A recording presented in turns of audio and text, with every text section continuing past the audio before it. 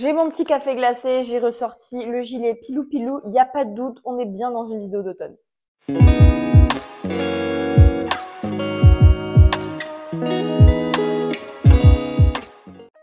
Hello Booktube, j'espère que vous allez bien. Aujourd'hui, on se retrouve dans une petite vidéo cocooning automne où on va parler de romance monstre parce que clairement, quoi de mieux que le mois d'octobre avec Halloween pour ressortir des romances monstres. Donc, qu'est-ce que c'est une romance monstre? Attendez, ne partez pas tout de suite, c'est pas ce que vous pensez. Donc, une romance monstre, c'est une romance où il y a un monstre. Non, plus sérieusement, oui, donc c'est une romance où il y a un monstre, mais clairement, je pense que si vous êtes sur cette chaîne, je pense que vous êtes un minimum intéressé par la romantique, etc. On a tous lu des romances monstres parce que clairement, par exemple, Twilight, dont j'ai fait un blog il y a pas longtemps, c'est une romance monstre puisque les vampires sont considérés comme des monstres. Mais disons que dans les romances monstres, il y a différents degrés, on va dire. Il y a les romances monstres entre guillemets classiques, donc avec des vampires, des loups-garous, etc. où ça c'est plus commun. Et il y a des romances monstres où c'est un petit peu plus perché, on va dire. Tout ce qui est romance alien, romance extraterrestre, romance avec des bêtes un petit peu bizarres, tout ça. Donc j'avoue que je connais plus le côté classique entre guillemets, mais je pense que je vais très bientôt découvrir le côté un petit peu plus sombre du sujet. Donc aujourd'hui la vidéo va être divisée en trois. Je vais vous parler d'abord donc des romances monstres que moi j'ai lues, que je vous conseille. Ensuite des romances monstres que j'ai très envie de lire cet automne. Donc là il y aura du truc perché parce que j'ai vraiment envie de tester, voir en fait si l'engouement autour de ces romances est justifié, justifiable. Et en troisième, des romances suggérées par ChatGPT, puisque j'ai découvert que ChatGPT servait pas seulement à faire les devoirs des ados, hein, n'est-ce pas, mais conseillait des très bons livres. La plupart en anglais, donc on va voir ça, mais des très bons livres quand même, pour ceux qui lisent en anglais. Du coup, on va commencer avec mes miens à moi, hein, n'est-ce pas? Et le premier, bien sûr, c'est un classique. Qui ne l'a pas lu? Il s'agit du Serpent et du Descendant de la Nuit. C'est une de mes pépites découvertes, coup de cœur de cette année. Donc, en fait, c'est une romance où on va suivre une jeune fille. Donc, c'est une romantaisie pour mes romantasy queens et king, hein, n'est-ce pas? Mais du coup, c'est une romantaisie un petit peu à la Hunger Games, où en fait, il y a une jeune fille donc qui vit dans le monde des vampires depuis des années. Elle a été recueillie du coup par son père adoptif à la naissance, qui est un vampire. Et du coup, en fait, elle va participer à des sortes de Hunger Games où le but, la récompense, c'est d'avoir la faveur qu'on veut d'une déesse. Et donc, du coup, elle sait très bien qu'au milieu des vampires, etc., dans cette compétition, elle a que très peu de chance. Donc, du coup, elle va se lier, elle va créer une alliance avec un autre vampire, un petit peu pour avoir sa protection et tout ça et tout ça. Donc, du coup, c'est une romance avec un vampire. C'est assez classique, mais c'est très bien tourné dans le sens où il y a beaucoup de clichés qu'on a sur les romances vampires qui n'y sont pas. La fin du tome 1, c'est un cliffhanger de malade. Et surtout, il me semble que le tome 2 en français sort très bientôt, il me semble, vers le 11 novembre. Donc, si vous aimez cette romance, vous n'avez pas beaucoup à attendre pour lire le tome 2, donc foncez. Ensuite, je vais vous parler de deux romances avec des loups-garous. On change un petit peu de créature à chaque fois. Donc la première, il s'agit de l'île du massacre, qui est tout simplement un harem inversé loup-garou.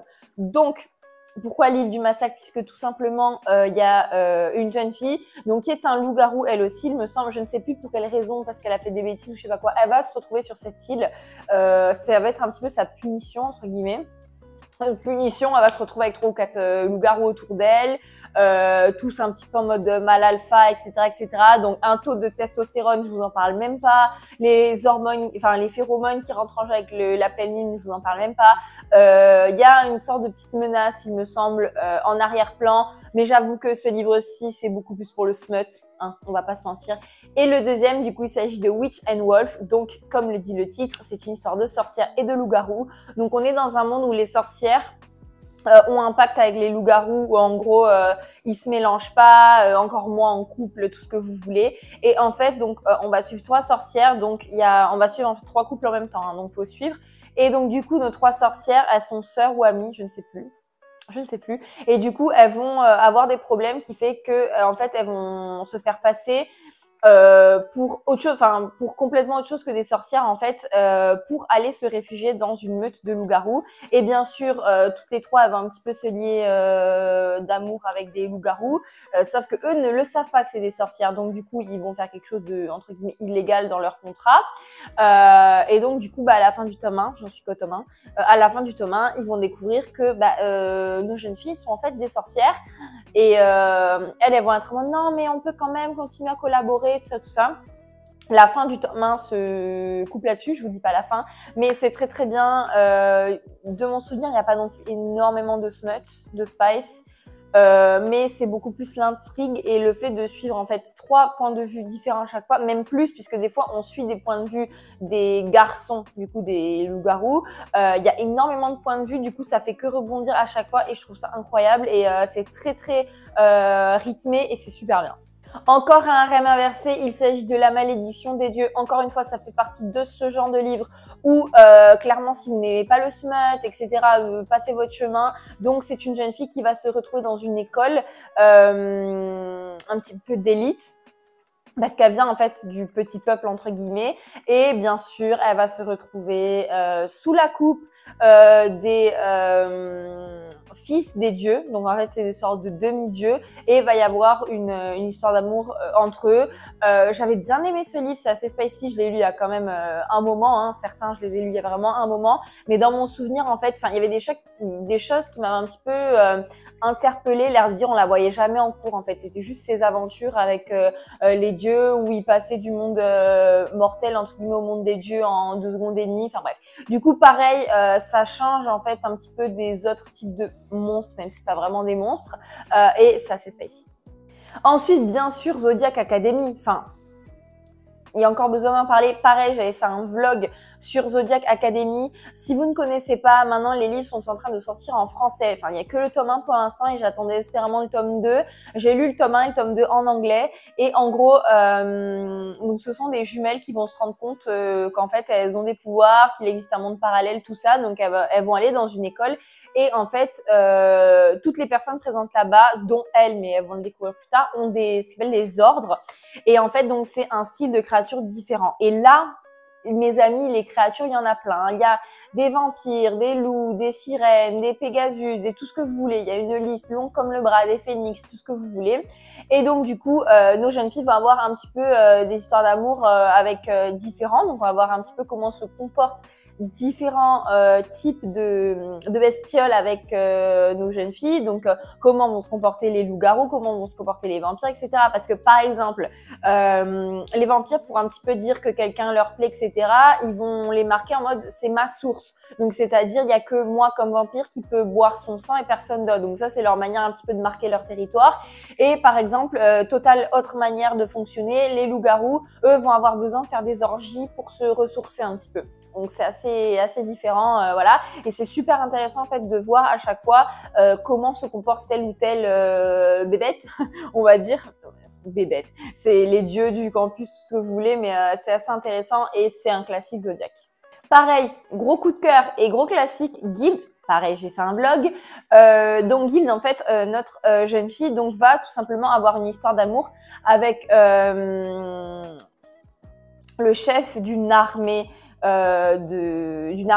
militaire, et en fait on va découvrir que lui c'est un fée, et en fait lui il a vraiment le truc en mode c'est vraiment un fée avec une apparence humaine avec des petits trucs en plus, puisque il a des pics en fait, des pics genre sur les bras, au-dessus des sourcils il me semble, et c'est assez particulier parce que c'est pas juste on vous le dit une fois il a des pics et puis on l'oublie, genre c'est vraiment marqué en mode il s'est calmé, ses pics se sont rétractés, il s'est énervé, ses pics se sont dressés, donc c'est vraiment assez spécial, et surtout on a du mal, enfin perso j'ai du mal à imaginer à quoi ça peut ressembler. Donc du coup après j'ai été voir des fan art, bien sûr, sur à quoi ça pouvait ressembler. J'avoue, c'est assez spécial. Donc, vraiment, si vous lisez Guild, allez voir les fanarts parce que ça aide beaucoup. Et Guild, pareil, comme j'ai dit dans le vlog, attardez-vous sur la saga parce que ça commence à être bien au tome 2. Comme à Cotard, ça commence à être bien au tome 2. Le tome 1 n'est pas si ouf que ça, on va dire. Et ensuite, la plus originale, à mon avis, de toutes celles dont je parle pour l'instant, enfin des miennes quoi, il s'agit de Dualan, donc c'est une autrice française en plus. Donc c'est une romance avec le cavalier sans tête, donc avec la légende du cavalier sans tête. Pareil, ça fait un moment que je l'ai lu, mais il y a un autre livre qui m'intéresse énormément de la même autrice qui est pareil sur une légende écossaise, donc bon, ça m'intéresse encore plus. Et là, donc vraiment, c'est la légende du cavalier sans tête avec en fait le cavalier sans tête qui est bloqué entre deux mondes et la fille qui va essayer de le sauver un petit peu quoi. La façon d'écrire, la façon dont c'est présenté, ça change énormément de toutes les romances, des romances qu'on connaît jusqu'à maintenant. Et la légende est tellement bien racontée et tellement fidèle que clairement, je sais pas si tous les livres de cette autrice sont dans cette veine-là, mais perso, j'ai adoré. Ensuite, je prends mon petit ordinateur pour vous parler des livres que j'ai envie de lire justement cet automne. J'espère que j'arriverai à tous les lire. Au niveau des romances monstres, donc c'est tout des trucs vraiment très perchés. Hein. Le premier dont je vais vous parler, bon allez, on va commencer crescendo. Le premier, c'est le moins perché. Il s'agit de Soul to Take. Je sais qu'il est sorti en français il y a pas longtemps. Par contre, le titre, je ne sais pas, je vous le noterai de toute façon en barre d'infos. Donc c'est une romance monstre avec un démon. Jusque là, ça va. Là, ça va se corser. Là, on va rentrer dans le vif du sujet. Clairement, j'ai bouffé toutes les vidéos recommandations romance monstre et il y a toutes les mêmes vidéos qui ressortent. Et j'ai vraiment envie de savoir si c'est possible d'apprécier une romance avec ce genre de créature. Parce que c'est pas juste, oui, c'est un vampire, oui, c'est un loup-garou, oui, il a trois pics qui sortent du bras. Non, non, là, c'est des personnes qui n'ont absolument pas forme humaine. Il n'y a rien d'humain.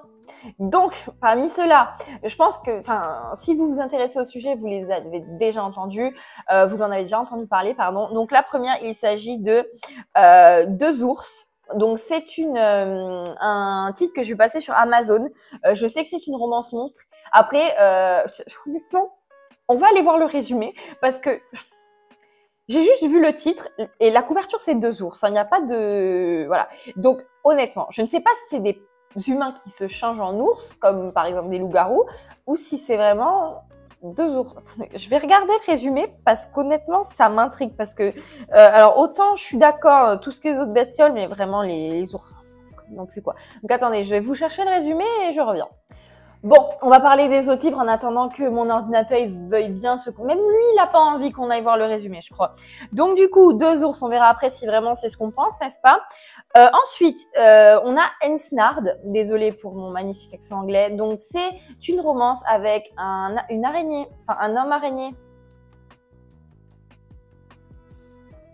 No comment. Du coup, un petit peu de deuxième dans le même style, Ice Planet Barbarian. Donc là, c'est des extraterrestres. Cette saga, apparemment, il y a je ne sais pas combien de tomes. Ça commence à sortir en français aussi. Tout le monde en parle au niveau des romances monstres. Je crois que c'est celle dont on entend le plus parler. Là encore, c'est pas des humains du coup, c'est des personnes qui ont un aspect complètement inconnu. C'est pas comme une araignée où on peut deviner plus ou moins comment c'est foutu une araignée. Là, non. Et troisième, là vraiment, je sais pas, pourquoi, je ne sais pas. J'ai épousé un homme lézard.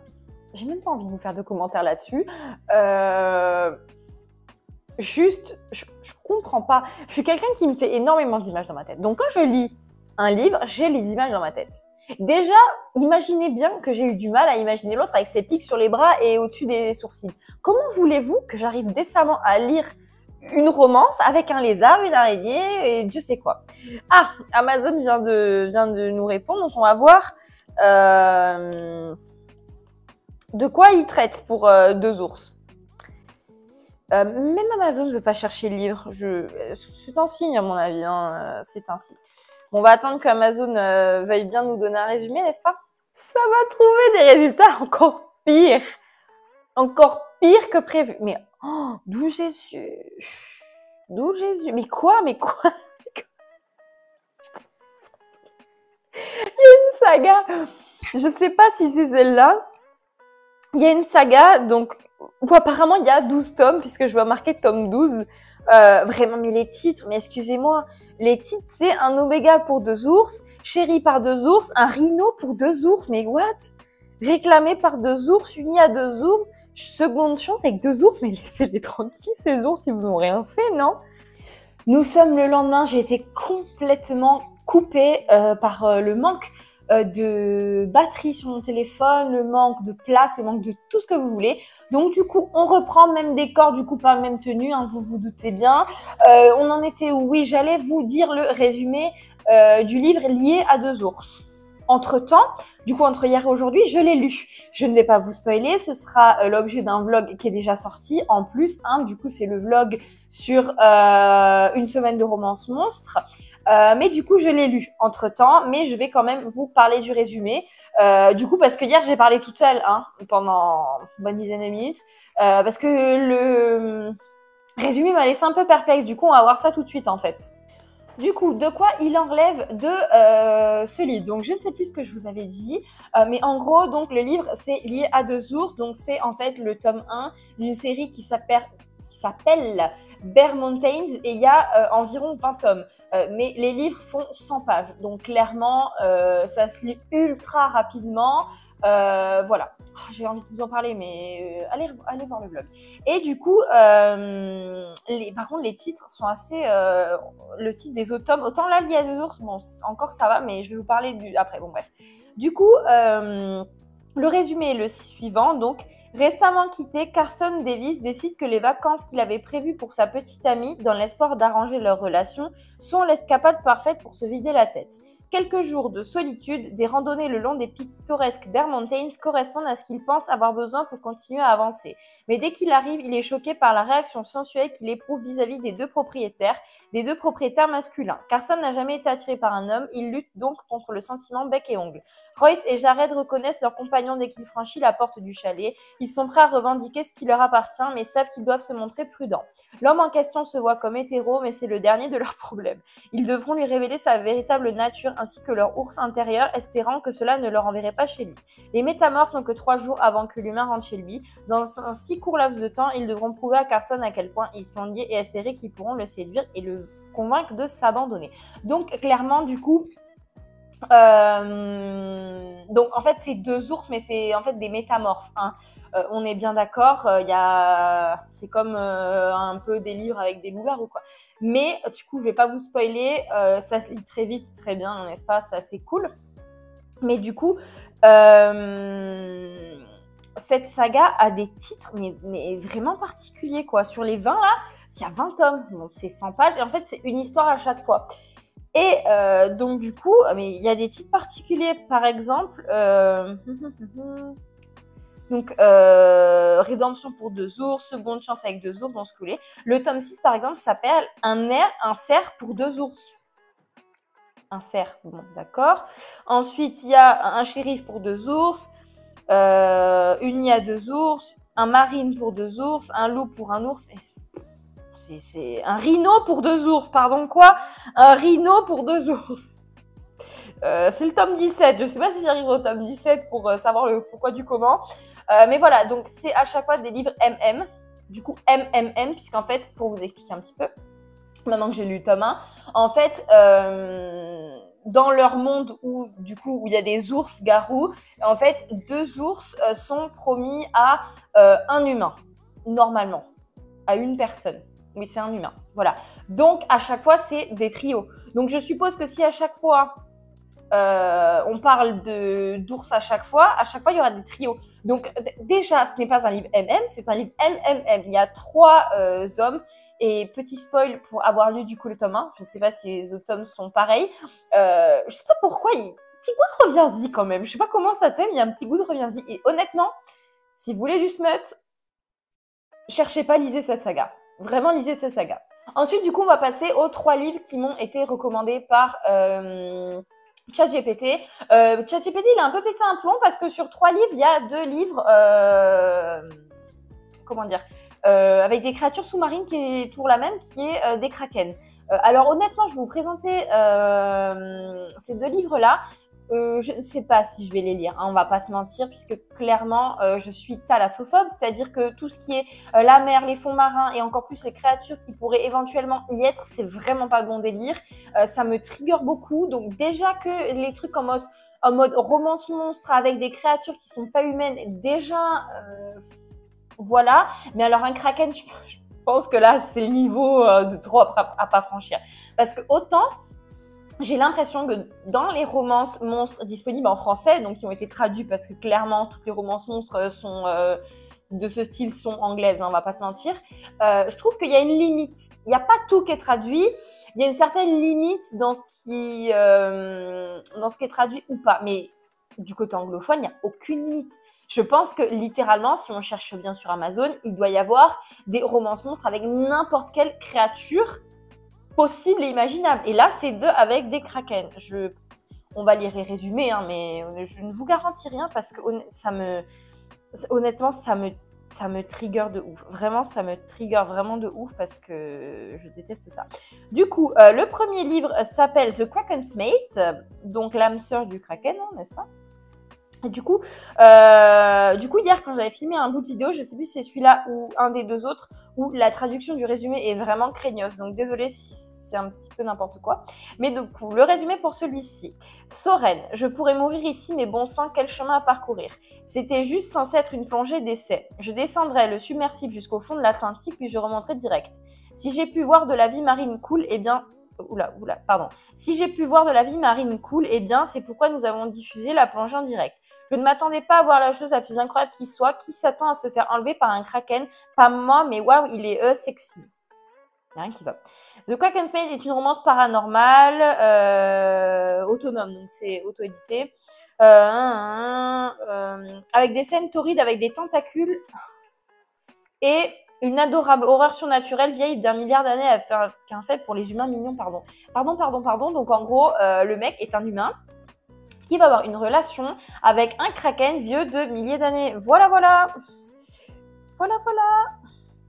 Ça va, sinon Vraiment, là, j'ai franchi un cap. Hein. Jamais j'aurais dû prendre des livres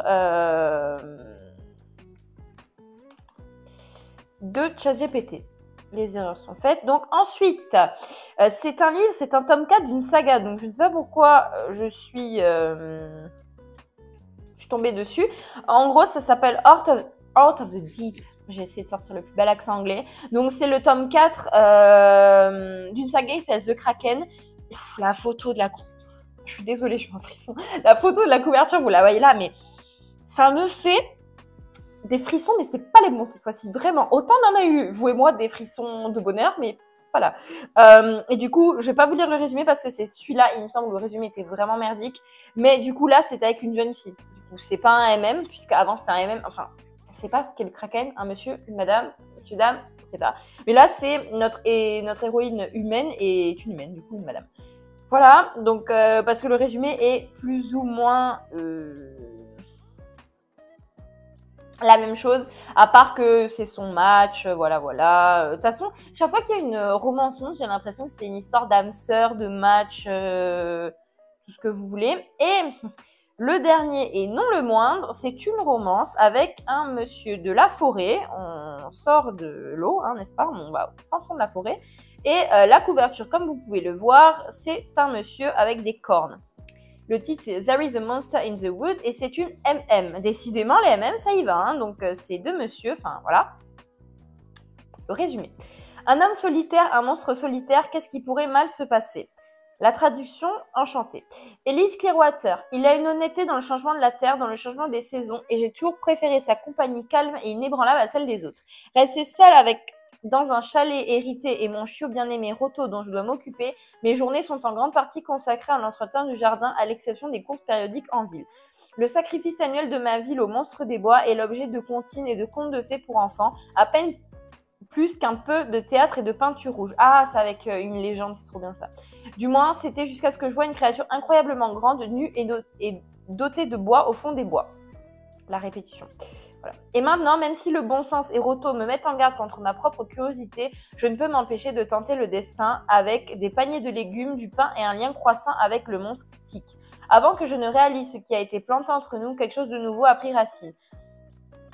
La série Spooky Boys vous invite à visiter un monde où les choses qui se produisent la nuit ne sont pas que de la fantaisie. Ces romans autonomes, encore une fois auto-édités, présentent des monstres épicés, amusants et parfois poilus. Donc ça veut dire qu'il y en a d'autres. Il y a quoi d'autre? On va regarder les autres créatures qu'il y a, si vous le voulez bien. Ah, mais c'est en lien. Ça n'a rien à voir. Oh! Attendez. Attendez. Du coup, c'est en lien avec une saga donc, qui s'appelle Spooky Boys, apparemment. Et donc, il y a 3 livres. Donc, le premier, c'est Paranormal Romance MM, Vampire. Donc, c'est un vampire. Le 3, c'est avec un loup-garou. Et le 2, c'est là où ça m'intéresse, c'est avec un fantôme. Je pense que... Oh, je vais la garder celle-là. Je pense que c'est le fantôme. Je vais la lire parce que j'en cherche depuis très longtemps une romance fantôme. Et écoutez, là, c'est l'occasion. Et en plus, c'est sur l'abonnement Kindle. Du coup, même pas besoin de les acheter. Ah, quand même, 490 pages. Quand même. Bon, ma foi, on essaiera. J'espère que cette vidéo vous aura plu. N'hésitez pas à me dire s'il y a une romance qui vous tente parmi la liste des nombreuses romances un petit peu bizarres que je vous ai présentées. N'hésitez pas à me dire, vous, vos romances monstres préférées, parce que j'ai l'impression, en fait, du coup, maintenant que j'en ai lu une, je peux à peu près dire, voilà, j'ai l'impression que quand on est en dehors de l'engrenage, on se dit mais à quel moment on peut aimer ce genre de truc? Mais une fois qu'on a le doigt dans l'engrenage, c'est très difficile d'en sortir parce que là, j'ai l'impression que je vais lire que des romancements jusqu'à la fin de l'automne. Donc n'hésitez pas à me dire tout ça dans les commentaires et jusqu'à la prochaine vidéo, je vous dis bye.